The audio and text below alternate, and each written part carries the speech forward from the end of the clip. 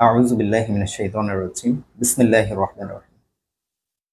আমরা সকলেই জানি পবিত্র কোরআনে আল্লাহ রাব্বুল আলামিন কোন জিনিসটার সাথে মৃত ভাইয়ের মাংস খাওয়ার বা ভক্ষণ করার সাথে তুলনা করেছেন। সেই জিনিসটা হচ্ছে ব্যাকবাইটিং, অর্থাৎ গীবত করা।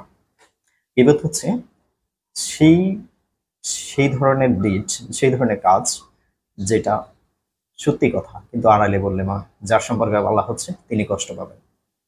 যে জিনিস শুনলে সেটাই গীবত। তো ইসলামের একটি মৌলিক নিয়ম হচ্ছে ব্যাকবাইটিং না করা। সেটা আমাদের সমাজে আমাদের সকলের মধ্যেই কম বেশি রয়েছে। আল্লাহ রাব্বুল আলামিন আমাদেরকে ক্ষমা করে দেন।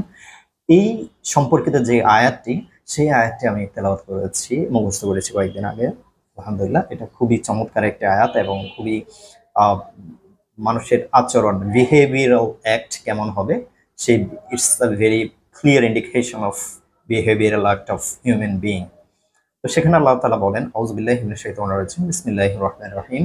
ইয়া আইয়ুহাল্লাযীনা আমানু ইজতানিবু কাসীরাম মিনাজ যন্নি ইন্না বা'দাজ যন্নি ইসmun ওয়া লা তাজাসসাসু ওয়া লা ইয়াগতাব বা'দুকুম বা'দা আইয়ুহিব্বু আহাদুকুম আন ইয়াকুলা লাহমা আখিহি মাইতা ফাকারিহতুমুহু ওয়াত্তাকুল্লাহা ইন্নাল্লাহা তাওয়াবুর রহিম।